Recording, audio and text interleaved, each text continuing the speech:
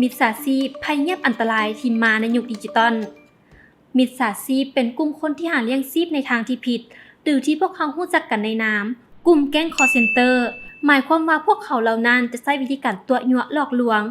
ให้หลงเชื่อแล้วดูดเงินจากบัญชีของพวกเขาไปแบบเงียบๆโดยหลายรูปแบบหลายวิธีซึ่งวิธีการต่างๆที่มิจฉาชีพหรือแก๊งคอลเซ็นเตอร์ใช้ตัวยั่วหลอกลวงในออนไลน์จะมีคือ 1. สร้าง Facebook ปลอมใส่ชื่อและนามสกุลรูปภาพของผู้อื่นเช่นหมู่ครอบครัวหรืออาจจะใช้วิธีแฮก Facebook แล้วส่งข้อความหรือแชทขอยืมเงินหรือเติมบัตรโทรศัพท์ถ้าหลงเชื่อก็จะถูกโกง 2. ปลอมเป็นธนาคารสถาบันการเงินโฆษณาปล่อยสินเชื่อให้กู้ยืมดอกเบี้ยต่ำตัวว่าเป็นตัวแทนของธนาคารเพื่อปล่อยเงินกู้แบบบ่มีหลักทรัพย์ค้ำประกันเพียงแต่มีบัตรประจำตัวหรือปึ้มสมุดกัวก็สามารถกู้ยืมเงินได้เมื่อมีผู้สนใจแล้วก็จะตัวให้โอนจ่ายค่าธรรมเนียมก่อนบางกรณีมิจฉาชีพมีตัวอย่างหรือรูปภาพของผู้ได้รับเงินกู้ยืมแท้นำมาอ้างอิงเพื่อให้หลงเชื่อและตกเป็นเหยื่อเมื่อตัวได้ค่าธรรมเนียมแล้วก็ปิด Facebook หนี 3. รูปแบบการโฆษณาให้หวยเลข6โตทั้งเลขลาวเลขไทยโดยส่งไปทาง WhatsApp หรือ Facebook แต่ต้องได้โอนเงินลงทะเบียนก่อนเพื่อแลกกับเลขดังกล่าวซึ่งวิธีนี้มีคนตกเป็นเหยื่อมาแล้วจำนวนหลาย 4. อ้างเป็นคนรวยโดยใช้วิธีแชทหาหรือโทรหาทาง Messenger เพื่อจะฝากเครื่องมาแต่ต่างประเทศเป็นต้นแม่นฝากประเภทเครื่องใช้เงินดอลลาร์จำนวนหลวงหลายทรัพย์สินประเภทต่างๆที่มีมูลค่าเพื่อให้ผู้เสียหายหลงเชื่อแล้วโอนเงินค่าฝากเครื่องค่าธรรมเนียมไปก่อนพร้อมทั้งบอกเลขบัญชีหรือช่องทางต่างๆให้ผู้เสียหายโอนไปให้ 5. ส่งข้อความทาง WhatsApp หรือข้อความ Facebook อ้างว่าเป็นบริษัทอสังหาบริษัทที่มีชื่อเสียงแจกโชคแจกรางวัลเช่นปียนต์รถใหญ่รถจักรและอื่นๆที่มีมูลค่าสูงแต่ผู้โชคดีต้องได้โอนเงินค่ามัดจำค่าภาษีอากรซึ่งภายหลังโอนเงินสำเร็จแม้นจะบ่สามารถติดต่อได้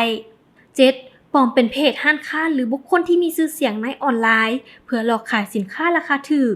เมื่อมีคนหลงเชื่อก็จะส่งสินค้าบ่กงปกให้หรือโอนเงินไปแล้วแต่บ่ได้รับเครื่องเลย 8. ตั้งเพจไล่สดขายหวยขูดออนไลน์ขายแห่ยกในราคาที่ถูกแต่มีผลลัพธ์เป็นรางวัลหลายห้อยหลาย10ล้านกีบผู้ใดอยากเสี่ยงโชคต้องโอนเงินก่อนเมื่อถูกรางวัลก็ต้องโอนเงินเพื่อเสียค่าธรรมเนียมเสียอากรและอื่นๆสุดท้ายก็ถูกบอก 9. สร้างเพจปลอมเป็นกู้ภัยมูลนิธิเพื่อช่วยเหลือสังคมโดยเอารูปภาพเหตุการณ์ที่มีผู้เสียชีวิตหลายปีแล้วมาเปิดรับบริจาคซึ่งมีคนหลงเชื่อจำนวนหลายเช่นกัน 10. ปลอมเป็นเพจข่าวดังเช่นหนังสือพิมพ์ลาวพัฒนาโทรโข่งประกาศลาวโพสต์และอีกหลายเพจแล้วแอบอ้างโฆษณาขายสินค้าดังในราคาถูกสั่งสินค้าแต่บ่ส่งสินค้าท่านผู้ชมรูปแบบและกลโกงต่างๆที่กล่าวมานั้นถูกมิจฉาชีพใช้กันอย่างแพร่หลายและกลอุบายต่างๆที่สลับซับซ้อนและแนบเนียนขึ้นกว่าเก่า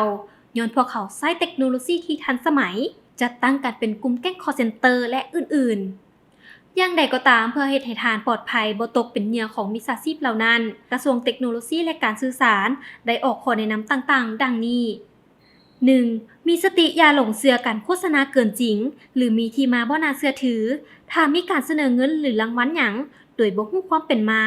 ให้คิดไว้ก่อนเสมอว่าแม่นการหลอกลวง 2. ถ้าบ่แน่ใจให้ติดต่อหาภาคส่วนที่เกี่ยวข้องผ่านช่องทางทางการของภาคส่วนนั้นๆเพื่อยืนยันความถูกต้องจากภาคส่วนที่เกี่ยวข้องผ่านทั้งเบอร์โทรอีเมลและอื่นๆ 3. บ่ควรกดลิงก์ใดๆก็ตามที่มีแหล่งที่มาบ่น่าเชื่อถือลิงก์ที่ส่งมาผ่านเบอร์ข้อความทาง Facebook หรือโฆษณาผ่าน Facebook และบ่ควรยืนยันรหัส OTP ที่บ่แม่นตนเป็นผู้ขอ 4. บ่ควรเอาข้อมูลส่วนตัวลงใน Facebook หรือตืมไว้ในแบบฟอร์มทางออนไลน์ในลิงก์ที่บ่รู้จักโดยเด็ดขาด 5. บ่ควรติดตั้งแอปพลิเคชันที่บ่น่าเชื่อถือซึ่งแอปพลิเคชันที่น่าเชื่อถือพื้นฐานควรจะแม่นแอปที่อยู่ในห้างค้าทางการที่รับประกันความปลอดภัยเช่น App Store Google Play Store และอื่นๆพร้อมทั้งอ่านรายละเอียดสิทธิการเข้าถึงมือถือก่อนการติดตั้งโดยบ่ควรเกินความจำเป็นการใช้งานของแอปพลิเคชันนั้นท่านผู้ชมปัจจุบันเพจข่าวหนังสือพิมพ์ลาวพัฒนาถูกมิจฉาชีพปลอมขึ้นมาเป็นจำนวนหลายเพื่อบ่ให้หลงเชื่อขอให้ทุกท่านที่ติดตามได้มีสติและกวดเบิ่งหน้าโปรไฟล์ก่อนทุกครั้งว่าเป็นเพจแท้หรือเพจปลอมโดยมีข้อสังเกตคือเพจแท้ 1. เวลาเราเข้าหน้าเพจจะเห็นมีผู้ติดตาม 900,000 กว่าคน 2. จะเห็นโปรไฟล์ Facebook หมู่ๆของพวกเราเรียนอยู่นำ 3. หน้าเพจจะมีข้อมูลติดต่อ ลิงก์เว็บไซต์และที่อยู่สำนักงาน 4. ทุกๆโพสต์ในหน้าเพจจะมีลิงก์เว็บไซต์พร้อมข้อมูลการติดตามช่องทางอื่นๆอยู่เสมอ ส่วนเพจปลอมหนึ่งเลย ในหน้าโปรไฟล์ที่สร้างขึ้นใหม่จะอยู่ในช่วงระยะเดือนเมษาเป็นต้นมา มีผู้ติดตามหลัก10หรือหลักร้อย 2. หน้าโปรไฟล์จะบ่เห็นหมู่ๆของพวกเราอยู่นำ 3. ส่วนหลายโฆษณาสินค้าประเภทเครื่องพัดลมอ้ายน้ำ หมูจีซอกคาซิโอ ลำโพงและอื่นๆ ที่อ้างว่าลดราคา 70% ดังนี้เป็นต้น ดังนั้นขอให้ทุกท่านจื้อไว้ให้ดี แล้วแชร์บอกหมู่ๆและครอบครัวของท่าน เพื่อป้องกันบ่ให้ตกเป็นเหยื่อของมิจฉาชีพ